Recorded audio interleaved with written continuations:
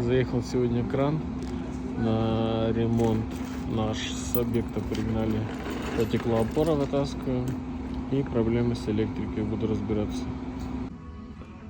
Продолжается ремонт крана. Снял токосъемник. Вот так это все выглядит.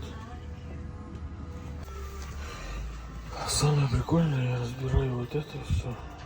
Эти все штучки разваливаются. Вот так сказать. Потом нужно будет это все собрать обратно. Вот это все.